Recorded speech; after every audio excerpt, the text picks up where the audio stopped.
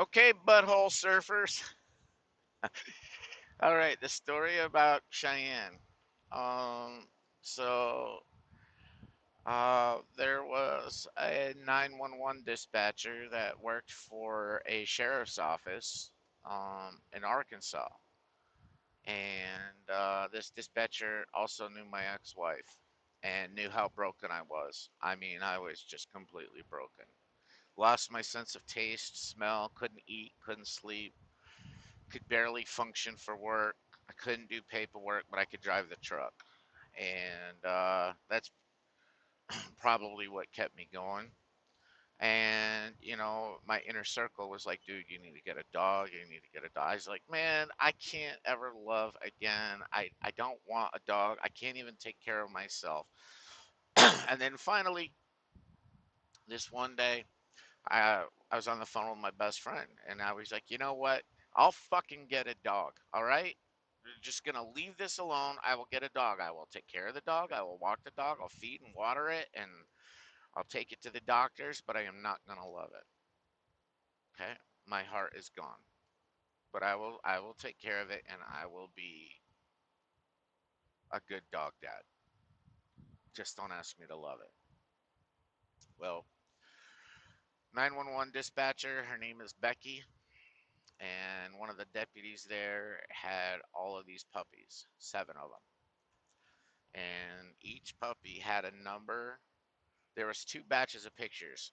One batch of pictures was just a number on a piece of paper, and then there was pink post-it notes with a number for girls and blue post-it notes for a number with a number for boys. And Cheyenne happened to be pink number 3. So I'm getting all of these puppy mug shots from the sheriff's office.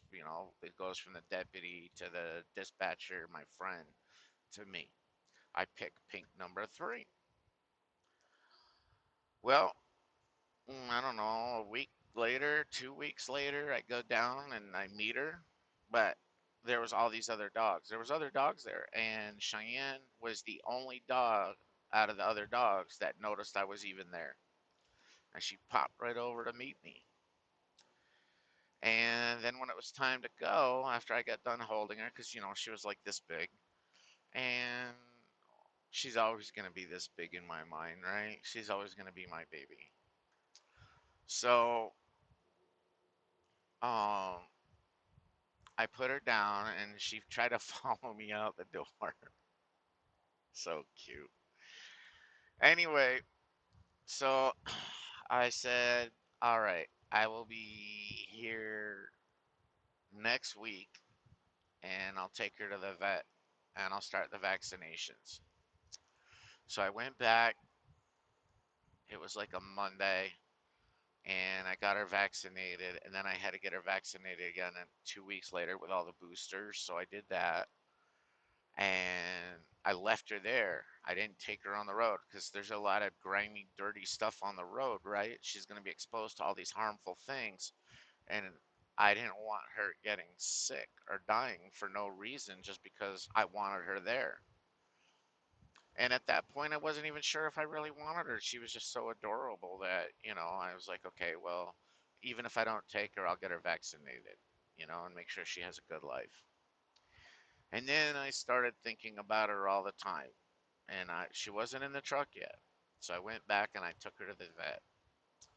And Becky had left her front door unlocked so I could put her back if I didn't want her, but at least she had her shots. Well, I texted Becky, who was at work, and I said, hey, I'm going to take her. She's up to date on all her stuff. I've got plenty of dog supplies in the truck for her. I'm going to just take her. And I took her. And, the first 3 days were really hard for Cheyenne in the truck because she had motion sickness. So she stood right on the floor, leaning against my leg with her head on my leg, just drooling. I mean, nonstop, just slobber, soaking my pants, just leaning into me while I was rubbing her, petting her, whatever. I didn't understand that she was motion sick. I thought she was just, I don't know, retarded. So I brought her back to the vet, and I said, there's something wrong with this dog. nonstop drooling and throwing up, and they're like, "Oh, she's motion sick. We'll give you some medicine. It's $40 or whatever." I said, "Okay." So they give me this little blue bottle of pills, and they're like, "Give her half of one, every whatever time frame it was." So I gave her one.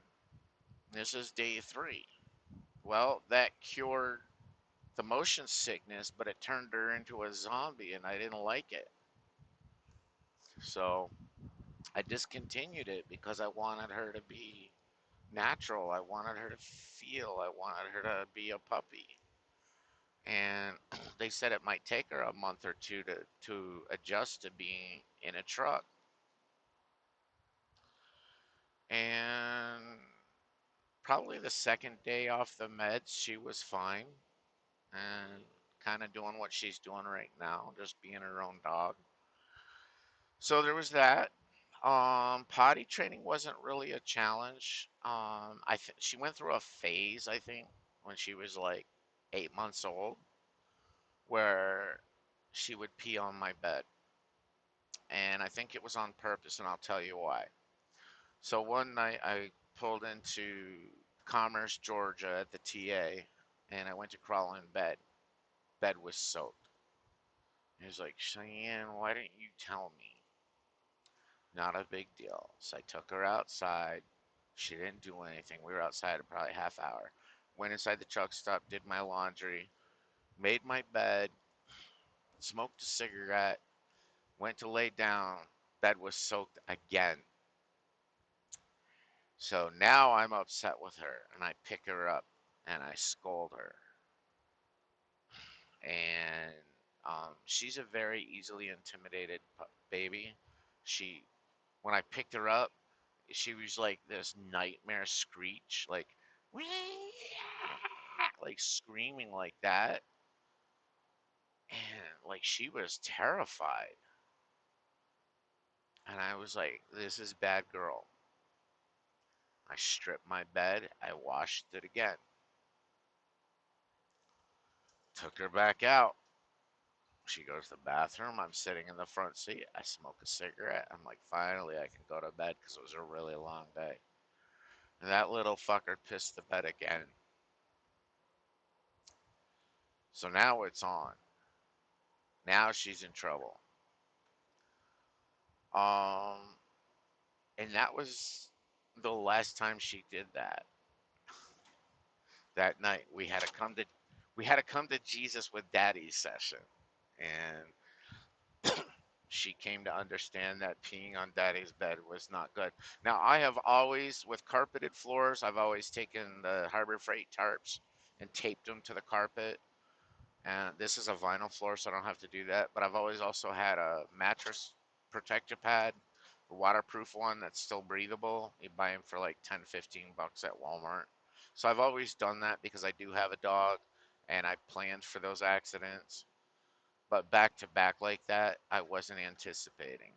And the only other bad thing she's ever done is steal my lunch. If I buy chicken sandwich and fries or whatever, chicken nuggets, anything, especially fried chicken, she loses her shit and she will figure out a way to get to it if it's not locked in a cabinet door, and she will steal my lunch.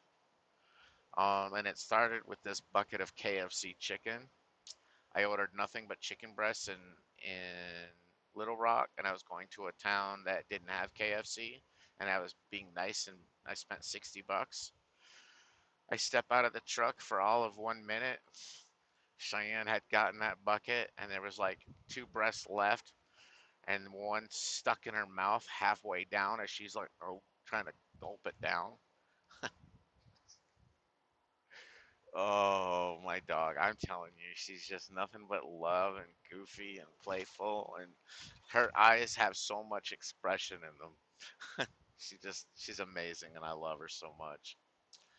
So, anyway, my dog has healed my heart, and I fell in love with her. She's just a perfect animal. And I didn't know I loved her until she was 4 months old and she got sick. I brought her to the vet and I was crying like a baby while she was yelping in the back. And that's 10 minutes, my friends. That's what I got.